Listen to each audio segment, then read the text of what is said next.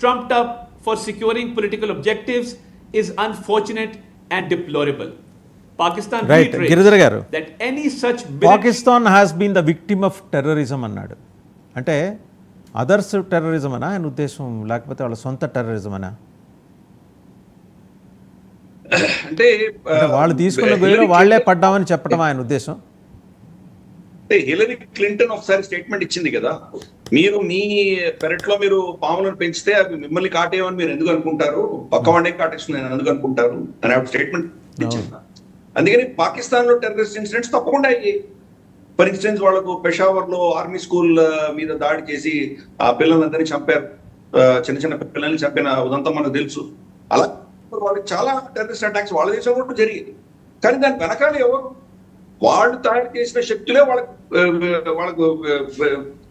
విపరీతంగా వాళ్ళు తయారయ్యారు కాబట్టి వాళ్ళకు దాన్ని తట్టుకోలేని పరిస్థితి ఈ రోజు ఉంది.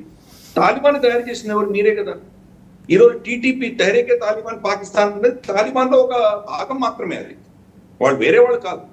అలాగే మీరు సున్నీ టెర్రరిస్ట్ ఆర్గనైజేషన్స్, తర్వాత మనకు బరేల్వి టెర్రరిస్ట్ ఆర్గనైజేషన్స్, తర్వాత మనకు దేవబందీ టెర్రరిస్ట్ ఆర్గనైజేషన్, ఇటువంటివన్నీ మీరు తయారు చేసి మీరు అంతర్గతమైన సమస్యలను ఈ యొక్క టెర్రరిజం యాంగిల్లో మీరు హ్యాండిల్ చేద్దాం అనుకున్నప్పుడు ఆబ్వియస్లీ అది ఎప్పుడో మీకు తిప్పికొట్టేటువంటి పరిస్థితి వస్తుంది కదా.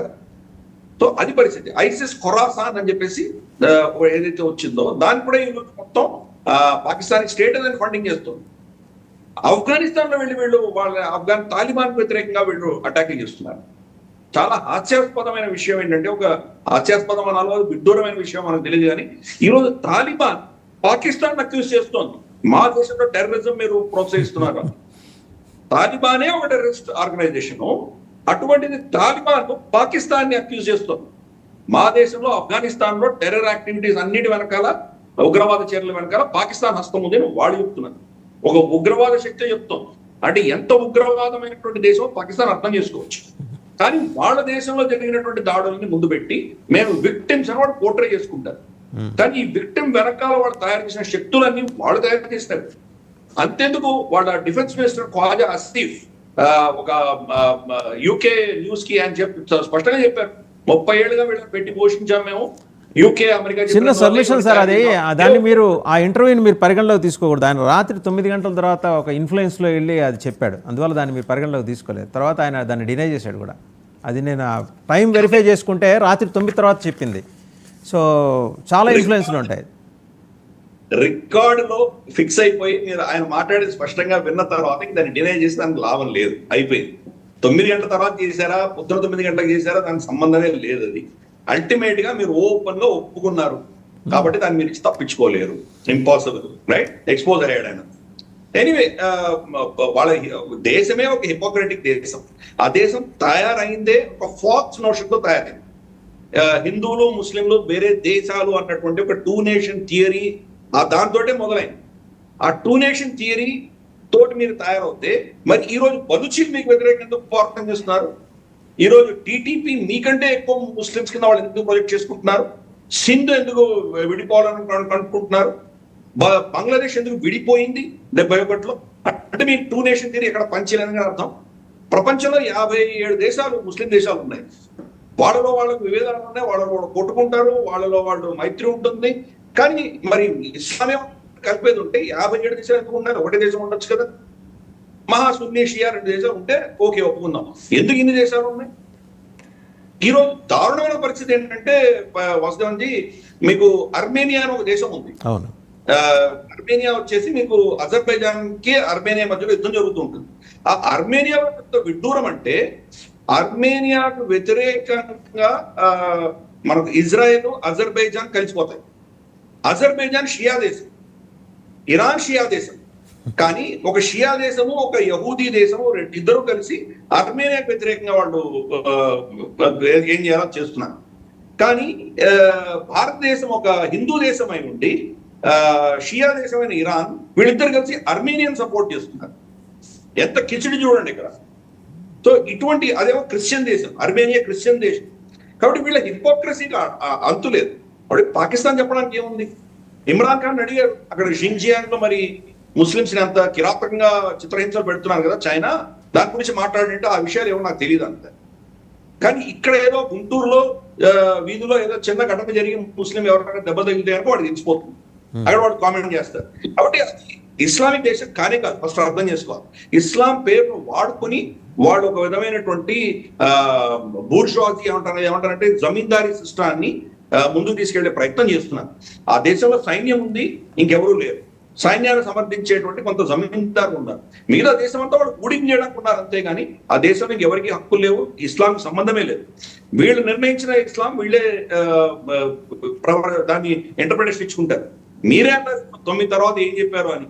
సో 9 తర్వాత మరి ఇస్లాంలో చేయవలసిన పనులు, చేయకూడని పనులని ఎందుకు చేస్తున్నారు వీళ్ళు రాత్రి 9 గంటలకు?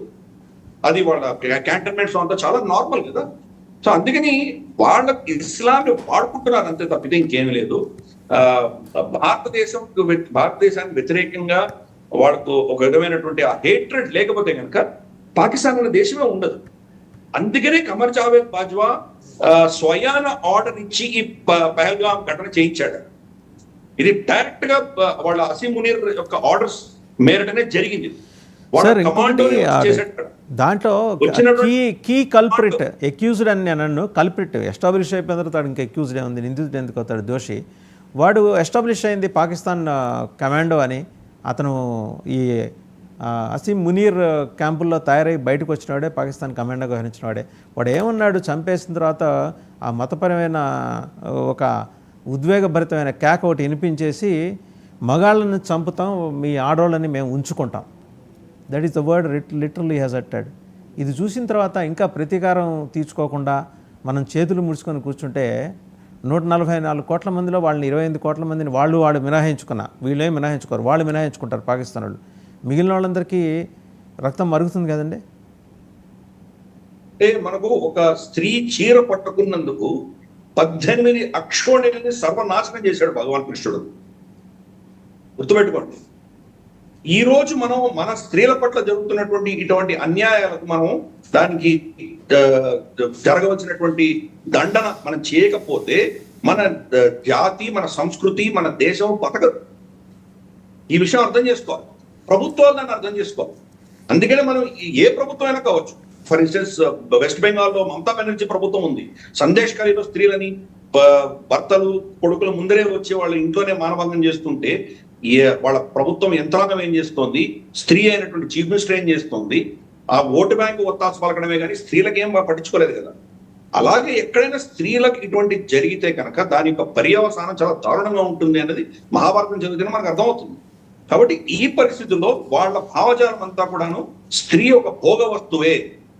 పురుషుల్ని ముస్లిమేతర పురుషులను చంపేస్తే వీళ్ళందరూ కూడా ఏంటంటే యుద్ధంలో వాళ్ళకు ఒక వార్ బౌంటీ కింద మనం పంచుకోవచ్చు అన్నది వాళ్ళ ఆల్మోస్ట్ మొదటి యుద్ధం అల్ బదర్ దగ్గర నుంచి తీసుకుంటే ఇదే ఉన్నది వాళ్ళ చరిత్ర అంతా కూడా. ప్రాఫెట్ మహమ్మద్ ఉన్నప్పటి నుంచి, తర్వాత ఖలీఫులు వచ్చినప్పటి నుంచి ఎప్పుడు చూసినా కానీ కూడా ఇదే పరిస్థితి. యుద్ధంలో వాళ్ళు ఏదైనా ఒక ప్రాంతం జయించారంటే పురుషులను చంపేస్తారు, ఆడవాళ్ళని పంచుకుంటారు వాళ్ళు. ఇది వాళ్ళ చరిత్రనే చెప్తోంది. కాబట్టి ఇప్పుడు పహల్గాంలో జరిగిన దాంట్లో మన ఆశ్చర్యమే ఒక్కర్లేదు. ఇన్ఫాక్ట్ మనకు కశ్మీర్ ఫైట్స్ లో సినిమాలో చూపిస్తారు, రలీవ్ చలీవ్ గలీవ్ అన్నటువంటి ఏదైతే నినాదం అప్పుడు ఇచ్చారో 90 దశకంలో, మీరు కన్వర్ట్ అవ్వండి లేదా చచ్చిపోండి కానీ మీ స్త్రీలను వదిలేసి వెళ్ళండి. ఇది నినాదం అనేది ఇస్లాం ఎక్కడెక్కడ వాళ్ళ ప్రభావం ఎక్కువ ఉన్నదో అక్కడ ఎక్కడ చూసినా ప్రపంచవ్యాప్తంగా ఇదే ఉంటుంది. వాళ్ళనే టార్గెట్ చేస్తారు. ఇన్ఫాక్ట్ యూకేలో గ్రూమింగ్ గ్యాంగ్స్, ఈ పాకిస్తానీ ముస్లింలు అందరూ కూడాను చిన్న చిన్న తెల్ల జాతికి సంబంధించినటువంటి పిల్లల్ని 12, 13, 14, 15 ఏళ్ల పిల్లల్ని వాళ్ళు కంటిన్యూస్ గా రేప్ చేసి వాళ్ళని సెక్స్ స్లేవ్స్ కింద వాడుతున్నారు. అది పెద్ద స్కాండల్ బ్రేక్అవుట్ అయింది అప్పుడు. దాని వెనకాల ఇప్పుడున్నటువంటి ప్రధానమంత్రి కేర్ స్టార్మర్ ఈ గ్రూమింగ్ గ్యాంగ్స్ సపోర్ట్ చేశాడు. ఆయన వాళ్ళకి అటార్నీగా ఉండి చేశాడు. కాబట్టి